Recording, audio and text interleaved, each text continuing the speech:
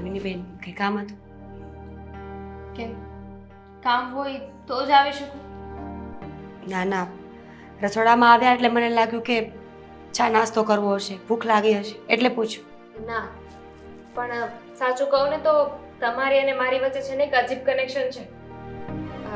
કોઈ દુઃખી હોય કે કંઈ વાત શેર કરવી હોય તો ખબર નહીં કેમ એકબીજાને ખબર પડી જાય છે. આ આંખના ઇશારાથી ખબર પડી જાય. કહેવા શું માંગુ છું એ જ ને કે તમારા ભાઈને અને મારી વાત થઈ હશે અને તમે સાંભળી હશે તો હવે જાણવા આવ્યા છો કે શું વાત હતી. તો શું વાત થઈ? દામિની બેન, એકની એક વાત છે મારા જીવનમાં. મારો દેખાવ, મારા કપડાં પહેરવાની સ્ટાઇલ, મારી બોલી એ લોકોને કંઈ ગમતું જ નથી. તો હવે એના માટે તો મારે શું કરવું ને મને એ ન સમજાયું. તો હું કંઈ કહી શકું? તમે એ જ કહેશો ને કે પોતાની જાતને બદલી નાખો, કપડાં પહેરવાનો ઢંગ બદલી નાખો, બોલીચાલી બદલી નાખો. પણ તમને એવું લાગે છે કે કોઈ માણસ 30 વર્ષ સુધી જે હાલતમાં રહ્યો હોય એ હાલતની બહાર આવતા એને એટલું સહેલું પડે? હું તો એવું કંઈ કહેવાની જ નહોતી. આમાં વાંક તમારો નથી, તમારી પરિસ્થિતિનો છે.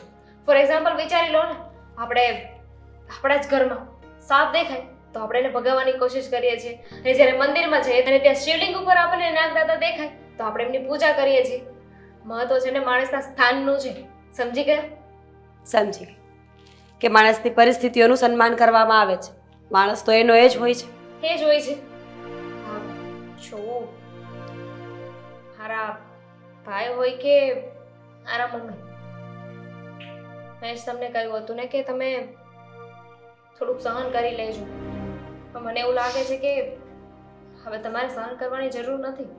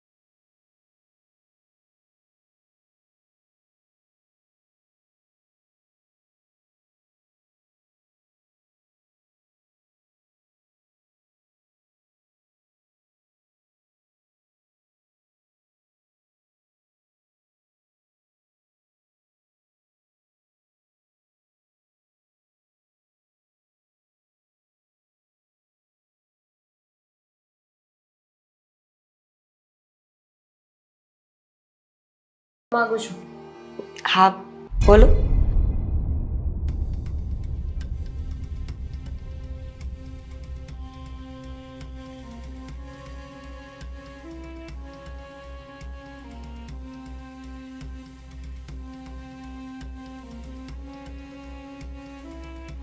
તમને લાગે છે કે તમે જે વાત કરી એ શક્ય બને? કેમ ન બને? તમને વિશ્વાસ છે મારા પર?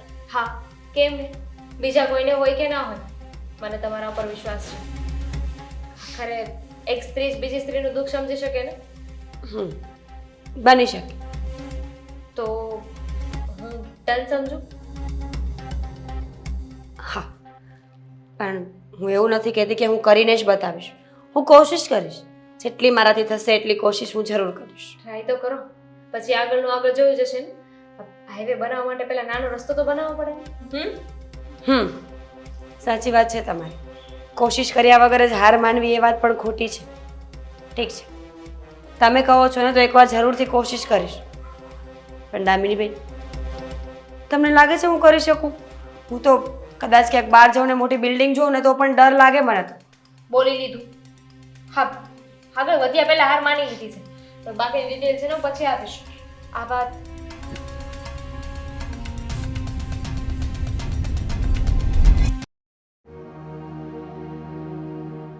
હા, આદિ કેમ હજુ નથી આવ્યો? ને મીરા ફોન નથી ઉપાડતી. 2-2.5 કલાકથી ઘરમાં નથી દેખાતી. ખબર નથી પડતી. શું છે? હા, શું ફોન કર્યો મને? હજી હું ઓફિસ પહોંચ્યો હતો ત્યાં તમારો ફોન આવ્યો. એવું તો વળી શું ઇમરજન્સી કામ પડી ગયું તમને? બેટા તું તો સવારમાં ઓફિસે જતો રહ્યો પણ પછી મીરા બહુ આખા ઘરમાં નથી દેખાતી. સોસાયટીમાં બે ચાર એની બેનપણીઓ છે એને પૂછ્યું ત્યાંય નથી, મંદિરે નથી ગઈ, માર્કેટ નથી ગઈ, અને ફોન લગાડું છું તો ફોન પણ બંધ આવે છે. વિશ્વાસ નથી થતો ને? સારું થયું ને આ ઘરમાં નથી. તો એણે વિચાર્યું હશે કંઈ અને વિચારીને સમજીને આ ઘર છોડીને ગઈ હશે.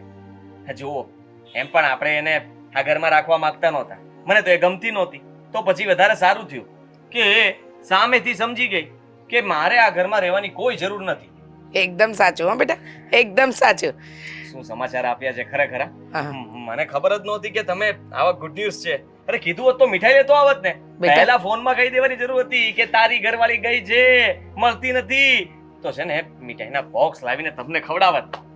બસ બેટા હવે એમ થાય છે કે મીઠાઈ તારા મોઢામાં નાખી અને તારું મોઢું બંધ કરી દઉં તો વધારે સારું. શું એ કેવી વાત કરો છો? ખુશીના દિવસને તમે આ બગાડો છો શું કામ? ખુશીના દિવસને બગાડતી નથી. ખુશીની સાથે સાથે જે ઉપાધિ છે ને એ પણ તો તને જણાવી દઉં. ઉપાધિ? હવે શેની ઉપાધિ? મોટી ઉપાધિ તો ગઈ અને હું કઈ ગોતવા નથી જવાનો, નથી કોઈ કમ્પ્લેન કરવાનો. એ એની મરજીથી આ ઘર છોડીને ગઈ છે. મને કે તમને કંઈ પણ ફોન નથી કર્યો, એને કીધું પણ નથી. એટલે કંઈ પણ બને ને એની સાથે તો એ એની જવાબદારી કહેવાય. આ તને ફોન કર્યો ને પછી જે 4-5 ફોન કરવાના હતા ને કર્યો. એમાં તારી બેન ખરીને દામિની એને પણ મેં ફોન કર્યો તો દામિનીએ મને એમ કહ્યું કે મમ્મી ભાભી ઘર છોડીને ગયા છે. આ વાતની જાણ પોલીસ સ્ટેશનમાં કરો કે ના કરો પણ અનાથ આશ્રમમાં કરી દેજો. ત્યાં જાણ કરવાની શું જરૂર છે? બેટા અનાથ આશ્રમના નિયમ ઉપર પેલું ફોર્મ આપ્યું તું નિયમોનું એના પર સહી કરી હતી? આ કરી હતી. હા તો એમાં લખ્યું હતું કે આને કોઈ પણ પ્રકારની હાનિ પહોંચે કે કોઈ પણ તકલીફ થાય કે કંઈ પણ થશે તો એની સદંતર જવાબદારી એટલે કે પૂરેપૂરી જવાબદારી તારી અને મારી રહેશે. એટલે પોલીસ સ્ટેશનમાં જાણ નહીં કરે ને તો એ અનાથ આશ્રમવાળા છે ને આપણને ચક્કી પીસિંગ. બસ હા ફોન કરો ને એને, કહો કે ચૂપચાપ ઘરે આવી જાય. લગાડ ખબર પડે. હા શું તમે આટલા બધા ફોન કરેલા છે ને? હા કર હજુ કર. લાગ્યો રિંગ વાગી. હા પેલી અંદરથી બેન સરસ મજાનું બોલતી હશે ને આ તારી માની ઉપાધિ એ જ હતી એટલે તને બોલાવ્યો ઓફિસેથી પાછો. અહીંયા શોખ નતો થતો કે તારી રજા પડાવીને અહીંયા તને દોડાવું પણ આ મીરાએ આપણને ઉપાધિમાં મૂકી દીધા છે. ગોતવી પડશે ને હવે. હા તો ગોત. દામિની પાસે તો નથી. દામિનીએ કહ્યું કે મને તો કાંઈ કીધું પણ નથી ભાભીએ. પૂછ બનેવીને પૂછ, તારા જમાઈને પૂછ અને ગોતવા જા. હવે તમે ચિંતા નહીં કરો. લો આ ઘરે આવે તો ફરી પાછો ફોન કરી દેજો. હું મારી રીતે તપાસ કરું છું. આને તો છે ને હેરાન કર્યા છે. એમ પણ મારું જીવતર તો ખરાબ કરી નાખ્યું. બાકી હતું તો હજી આવી ઉપાધિઓમાં નાખે છે. જરાય એને શરમ જેવું તો કંઈ છે નહીં. ખબર નહીં કેમ ઘર છોડીને જતી રહી હશે. હા ઘર છોડીને ગઈ ને એનું કારણ હવે આપણે બે જ છીએ ને. હા પણ એ પણ ઓછી નહોતી. આપણા રંગમાં જરાય ઠડાઈ નહીં. આપણે જેમ કહેતા હતા એમ જરાય રહેવા તૈયાર નહોતી. હા મને ગુસ્સો તે દિવસે તે પાર્ટીની વાત કરીને ત્યારે આવ્યો કે 4 વ્યક્તિ વચ્ચે મારા દીકરાની ઇજ્જત કાઢે છે. એટલે પછી છે ને મને થયું કે એને આ ઘરમાંથી કાઢી જ મૂકું. અને ગઈકાલે તો મેં કંઈ પણ દીધું હતું કે તને એટલું જ બધું અહીંયા વસમું લાગતું હોય તો નીકળી જા ને અમારા ઘરમાંથી. મેં પણ સંભળાવ્યું હતું ઘણું બધું. કહ્યું હતું કે તું છે ને આ જાત્રા કરવા નીકળી જા. જાત્રા કરવા તો નહીં જતી રહી હોય ને? એ જ્યાં ગઈ હોય ને ત્યાં જવા દે પણ મને એટલી ખબર પડે છે કે જો એ પાછી નહીં આવે ને તો તારો અને મારો વારો પડી જશે. જો એવું કંઈ નહીં થાય. કઈ વારો નહીં પડે. એને ગમે ત્યાંથી ગોતીને ઘરમાં પૂરી દઈશ. એક રૂમમાં પૂરી દઈશ. હવે હું પણ જોઉં છું કે આ ઘરમાંથી એ 12 પગ કેવી રીતે મૂકે છે. ખાલી એકવાર મળવા દો મને. હા જા રોનક કુમારને ફોન કર અને મળે એમને. બોલાવું છું એમ. એ તો ઓફિસે પહોંચી ગયા હશે ક્યારના. અને ખબર નહીં આ બધી વાત એને કરશું તો પાછા એ લેક્ચર દેશે જુદું મને. અરે લેક્ચર તો લેક્ચર સાંભળવું પડશે. સમજ. હા રોનક કુમાર છે ને એ આમ પહોંચવાળા માણસ છે. કંઈક કરશે કારણ કે આ અનાથ આશ્રમનો આઈડિયા પણ તો એમનો જ હતો ને. હા એમનો જ હતો. અને હા એમના લીધે જ હું ફસાઈ ગયો છું. બેટા રોનક કુમારને ફોન કર અને એમને મળવા જા. જો નહીં મળીશ ને તો આપણે બંને છે ને બેટા હા જેલના સળિયા મારે નથી ગણવા. હા હા જુઓ બસ હવે હા વધારે પડતી ઉપાધિ નહીં કરો એવું કંઈ નહીં થાય. હા હમણાં જ હું મળીને એને ગોતીને ઘરે લઈને આવું છું. તમે ચિંતા નહીં કરતા.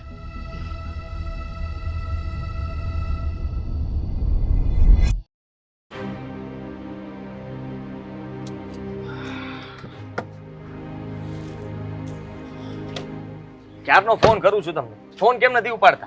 અરે પણ એટલું શું અર્જન્ટ કામ હતું, રસ્તામાં હતો, ફોન કેવી રીતે ઉપાડું? અરે પણ સમજી શકું છું કે તમે રસ્તામાં હતા પણ ફોન તો ઉપાડી લેવાય કે નહીં? પણ ફોનમાં નથી કહેવાતું કે શું કામ છે, હવે બૂમાબૂમ કરે છે મારા ઉપર. આ જુઓ આ છે ને મીરા ઘર છોડીને જતી રહી છે અને મમ્મી ક્યારના ચિંતા કરે છે કે અને એનો ફોન પણ બંધ આવે છે. ખબર નથી પડતી કે ગઈ તો ગઈ ક્યાં અને આપણે એને ગોતવી પડશે. હવે ક્યાં હશે તમે જરાક કઈ તપાસ કરો ને, કોઈને પૂછો કે જાણો. જુઓ તમે પોલીસ વાળાને કોઈને ફોન કરો, તમારી ઓળખાણ વધારે છે ને તો ફોન કરીને કહી દો કે અમારે કેસ નથી કરવો પણ તપાસ ચાલુ કરી દે અને જલ્દી એને મારા ઘરે લઈને જવી પડશે. સામું શું જુઓ છો? જવાબ આપો ને. હું એ વિચારું છું કે તને અચાનકથી આ મીરા ભાભીને આટલી ચિંતા ક્યાંથી થવા લાગી? પત્ની છે મારી. તારે તો ખુશ થવું જોઈએ. ટાઢા પાણીએ ખસ ગઈ ને, તું તો એટલું જ ઈચ્છતો હતો ને કે એ તારી લાઈફમાંથી ચાલી જાય, કારણ કે તને તો એની કઈ પડી જ નથી, હે ને? ના ના સંભળાવી દો, તમે પહેલા સંભળાવી દો પછી હું મારું ચાલુ. સંભળાવવા માટે તો ઘણું બધું છે, દિવસ પૂરો થઈ જશે, મારા ટોન્ટ પૂરા નહીં થાય, કારણ કે જ્યારે હતી ત્યારે તને કદર નથી, બરાબર છે? કદર હતી જ એવું તમને લાગતું હતું, એની સાથે હું થોડું ખરાબ વર્તન કરતો હતો, ગેરવર્તન કરતો હતો, પણ એના પ્રત્યે મને કોઈ અણગમો નહોતો. એ મારી પત્ની હતી અને મારી ફરજ બનતી હતી કે મારે એનું ધ્યાન રાખવું જોઈએ, એવું નહોતો રાખતો. પણ હવે રાખીશ ને. એમાં આ ઘર છોડીને જવાની શું જરૂર હતી? આ તકલીફમાં મૂકવાની જરૂર શું હતી? ટેન્શનમાં લાવી દીધો છે મને. મમ્મી પણ બચારા ચિંતા કરે છે, એમનું બીપી હાઈ લો થઈ જશે તો ખબર નહીં શું થશે. ગુજરાતીમાં ઘણી બધી કહેવતો છે જે તને લાગુ પડે છે, જેમ કે હાથ ના કર્યા હૈયે વાગ્યા, જેવું કરો એવું ભરો. આ તો તારી સાથે એવું જ થઈ રહ્યું છે. જ્યારે તે મીરા ભાભી સાથે આવું વર્તન કર્યું ત્યારે નહોતું વિચાર્યું કે આનું પરિણામ કેવું આવી શકે, એના મન પર શું વીતતી હશે. હવે જ્યારે એણે કંઈ પગલું ભર્યું ત્યારે તને ટેન્શન આવે છે. તને ટેન્શન મને લાગે છે કે એનું છે કે ક્યાંક એ કંઈ કરી બેસે અને પોલીસમાં તારું નામનું આવે. સાચું કે છે? તને ચિંતા થાય છે કે પછી એ જ તકલીફ છે? બસ એ જ ચિંતા છે. હા અનાથ આશ્રમ વાળા હા કમ્પ્લેન કરશે. એને સિગ્નેચર લીધેલી છે કે ગમે તે સમયની અંદર ગમે ત્યારે ભવિષ્યમાં પણ એને કંઈ દુઃખ ન પડવું જોઈએ. એ ભૂલી ગયો હતો. હું તો ખુશ જ થયો હતો કે સારું કર્યું, ઘર છોડીને જતી રહી. મને મમ્મીએ પછી કીધું કે આપણે ફસાઈ જશું, એ આપણું ઘર છોડીને જાય એટલે જવાબદારી આપણી બને છે અને એટલા માટે જ આ દોડી રહ્યો છું અને ગોતવી પડશે ને. આ તો વાત સીધી છે ને. જો આવી બાબત હોય તો હું તો આમાં તારો સાથ બિલકુલ ના આપી શકું. આપવો જ પડે ને. અરે કાલ ઉઠીને પોલીસ કેસ થાય તો હું શું કામ ને તારા કેસ કબાડામાં પડું? તમારે ક્યાં પડવાની જરૂર છે? એમ પણ તમે ચિંત્યું હતું ને. હા જુઓ હા સંબંધ મારો થતો નહોતો. હા તમારા બિઝનેસમાં હું પાર્ટનર નહોતો બન્યો. એ પહેલાની વાત છે, યાદ કરો. તમે જ સજેશન આપ્યું હતું કે હા અનાથ આશ્રમમાંથી દીકરીને લઈ આવો, લગ્ન કરી લો. ભૂલ હતી ને મારી, ભૂલ થઈ ગઈ હતી મારી. મારાથી એવું કહેવાય ગયું, આવું સજેશન અપાઈ ગયું, કારણ કે આજ સુધી એ વાતનો અફસોસ થાય છે કે મારા લીધે એક સારી છોકરીની જિંદગી બરબાદ થઈ ગઈ. મને પહેલેથી ખબર હોત ને કે તમે મા દીકરો આવા છો તો હું કદાચ મીરા ભાભીના તો શું હું દામિની સાથે પણ લગ્ન ના કરત. હવે એવું કંઈ નહીં થાય. એકવાર ઘરે પાછી આવી જાય ને એક રૂમમાં પૂરી રાખીશ, અને જે કંઈ પણ જોતું હશે એ રૂમમાં મળી જશે. એટલે હજી પણ સુધરીશ નહીં. હજુ એ આવશે એટલે એમને વધારે ટોર્ચર કરવાનો પ્લાન કરી રાખ્યો છે તે. ટોર્ચર નથી કરવાનો. હા ફક્ત છે ને જે અમારો જીવ જઈ રહ્યો છે ને એ જીવ પાછો આવી જાય તો ઘણું છે. હા એના લીધે થઈને એ આમ તો પહોંચી નહોતી શકતી. આવું એટલે જ કર્યું હશે એને કદાચ કે મા દીકરો બંનેને સીધા કરી દઉં. હા કઈ સીધા કરવાની રીત છે? હે છવાદી હજી પણ કહું છું કે સુધરી જા.